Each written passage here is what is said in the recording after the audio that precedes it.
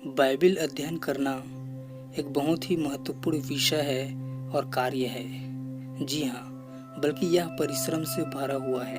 आज बहुत सारे लोग हैं जो बाइबिल को पढ़ते तो हैं परंतु समझते नहीं हैं। इसका कारण यही है कि वे बाइबिल को सही तरीके से नहीं पढ़ते हैं। बाइबिल की सही शिक्षा और ज्ञान प्राप्त करने के लिए उसका सही तरीके से अध्ययन करना बहुत ही आवश्यक है। हमें इस बात को जानना बहुत ही आवश्यक है कि बाइबिल कोई सामान्य पुस्तक नहीं है, बल्कि स्वयं परमेश्वर का वचन है। अतः इसे गंभीरता से पढ़ना बहुत ही आवश्यक है।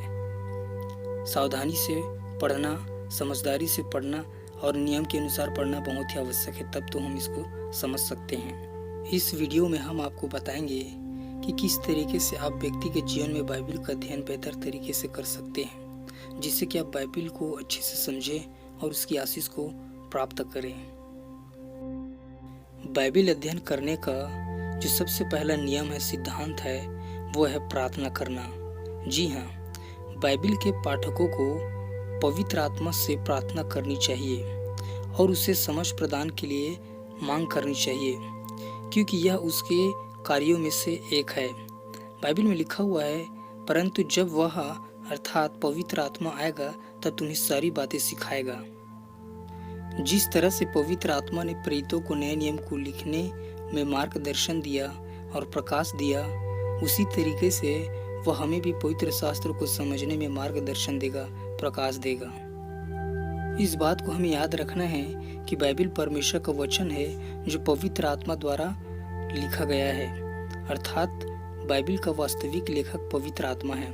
अतः बाइबिल को वही अच्छे तरीके से समझा सकता है जिसने स्वयं इसे लिखा है। जिस प्रकार से किसी पुस्तक को उस लेखक से ज़्यादा अच्छा कोई नहीं समझ सकता जिसने उसको लिखा है, उसी तरीके से बाइबिल को पवित्र आत्मा से ज़्यादा अच्छा कोई नहीं समझ सकता और नहीं समझा सकता है।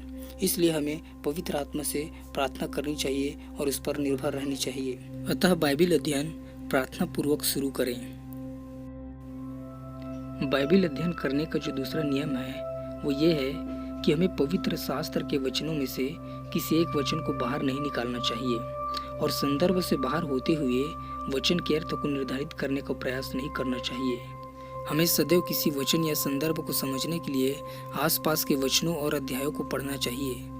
हालांकि संपूर्ण पवित्र शास्त्र परमेश्वर की ओर से या परमेश्वर द्वारा लिखा गया है, परंतु फिर भी परमेश्वर ने इसके लेखन के लिए मनुष्य का उपयोग किया है। इन पवित्र लोगों के मन में या लेखकों के मन में कोई न कोई विषय था, लिखने के लिए कोई न कोई कारण था और उद्देश्य था जिसे वे संबोधित कर रहे थे।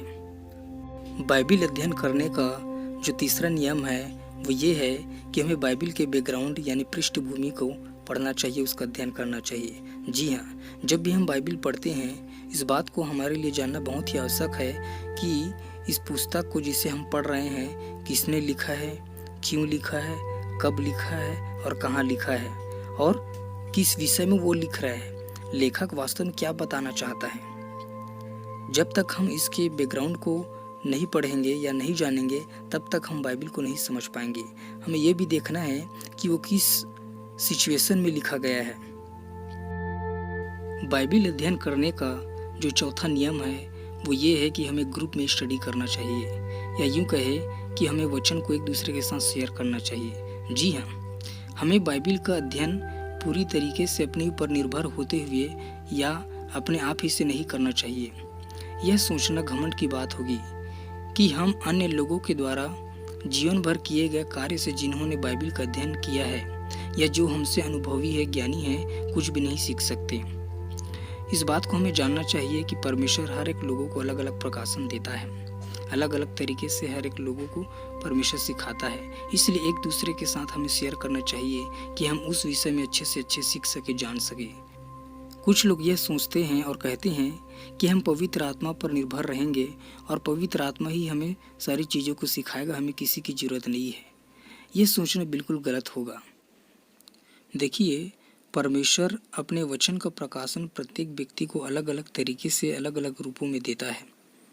अतः हमें एक दूसरे से सीखना बहुत ही आवश्यक है।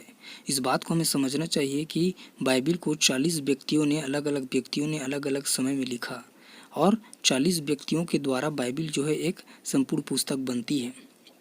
अतः हमें एक दूसरे के साथ साझा करके सीखना चाहिए, अध्ययन करना चाहिए। तब हम सही तरीके से परमेश्वर के वचन को सीख सकते हैं। बाइबिल अध्ययन करने का जो 5वां नियम है वह है मेडिटेट करना, ध्यान करना, मनन करना। जी हाँ, भजन संहिता 1 में लिखा हुआ है कि वह रात दिन उस पर ध्यान करता है। यहोशू 1:7 में लिखा हुआ है कि उस पर ध्यान करना।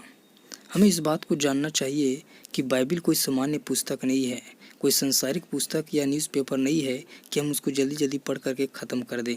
कई सारे लोग बाइबिल अध्ययन तो करते हैं, परंतु वो इतने जल्दी ख़त्म कर देते हैं कि बाइबिल को पढ़ने के लिए, समझने के लिए वो समय ही नहीं देते। उनको कार्य करने के लिए जल्दी होता है, इसलिए वे सिर्फ पढ़ना चाहते हैं, उसे समझना नहीं चाहते हैं, और इसलिए जल्दी से पढ़ करके वे उसे ख़त्म कर देते हैं। अतः हमें बाइबिल अध्ययन के लिए पर्याप्त समय देना चाहिए ताकि हम उसको सही तरीके से आराम से समझते हुए पढ़ सकें। हमें बाइबिल पर मनन करना चाहिए जिससे कि हम उसकी गहराई में जा सकें और समझ सकें। प्रभु यीशु मसीह ने चेलों को कहा कि गहरे में जाल डाल। जब चेले गहरे में जाल डाले तो वे बहुत सारी मछलियों को पकड़ सके। हमें बाइबिल की गहराई में जाने की आवश्यकता है जिससे कि हम बाइबिल की गहरी बातों को, गंभीर बातों को, भेद भरी बातों को सीख सके, जान सके, समझ सके। और मनन करने के द्वारा यह संभव है। बाइबिल पढ़ने का जो 6वां नियम है वो है बाइबिल के अलग अलग वर्जन्स को और अलग अलग लैंग्वेज को पढ़ना। जी हाँ, बाइबिल का सही तरीके से अध्ययन करने के लिए हमें आवश्यक है कि हम बाइबिल को अलग अलग भाषाओं में और अलग अलग के वर्जन को पढ़ें। हम इस बात को जानते हैं कि बाइबिल मूल रूप से इब्रानी, यूनानी और लतीनी भाषा में लिखा गया है। उसके बाद मलयाली, संस्कृत, अंग्रेजी इत्यादि भाषा में बाइबिल लिखी गई है। अतः बाइबिल का अध्ययन करने के लिए मूल भाषाओं का और उसके बाद जिस भाषा में लिखा गया उसका अध्ययन करना बहुत ही आवश्यक है। हमें यह भी जानना आवश्यक है कि बाइबिल की बहुत सारी ट्रांसलेशन में बहुत सारी गलतियाँ हुई है। अतः जब हम अलग अलग ट्रांसलेशंस को, वर्जन को पढ़ते हैं तो हम सही तरीके से उसको पढ़ सकते हैं, समझ सकते हैं, ताकि हम उसके शब्दों को और अर्थों को सही तरीके से समझ सकें और बाइबिल का अध्ययन बेहतर तरीके से कर सकें। बाइबिल अध्ययन करने का जो 7वां नियम है वह है बाइबिल कमेंट्रीज और बाइबिल की डिक्शनरीज को पढ़ना। जी हाँ, बाइबिल अध्ययन करने के लिए परमेश्वर के बहुत सारे सेवकों के द्वारा एक से एक पुस्तकें लिखी गई है जो मार्केट में अवेलेबल है। जी हाँ, जिसे हम बाइबिल टूल भी कह सकते हैं। बाइबिल का अध्ययन करने के लिए बाइबिल टूल की हमें आवश्यकता है जिससे कि हम बाइबिल को अच्छे तरीके से समझ सकें और जान सकें। अतः बाइबिल को अच्छे तरीके से समझने के लिए बाइबिल की सहायक पुस्तकों का अध्ययन करें। अंत में मैं एक टिप आप लोगों को देना चाहता हूँ जिसे हम बाइबिल अध्ययन का एक नियम भी कह सकते हैं, जिसको लगभग सब लोग फॉलो करते हैं, वो है नोट करना। जी हाँ, जब भी हम बाइबिल का अध्ययन करते हैं अपने पास एक नोटबुक रखें जिससे कि हम पढ़ते वक्त जो भी सीख रहे हैं उसको लिख सकें। जी हाँ, बाइबिल अध्ययन करते वक्त नोटबुक में आप लिखें कि आज आपने बाइबिल से क्या सीखी है या बाइबिल ने आपसे क्या बात की है। आपके लिए मानने योग्य कौन सी आज्ञा है, कौन सी सलाह है या कौन सी सूचना है और उससे आप लोगों को क्या सिखा सकते हैं। ये सारी चीज़ें आप बाइबिल नोट में लिखें। इसके साथ ही साथ आप बाइबिल अध्ययन करने का एक समय निर्धारित करें और डेट निर्धारित करें कि इतने समय में आपको बाइबिल का अध्ययन करना है।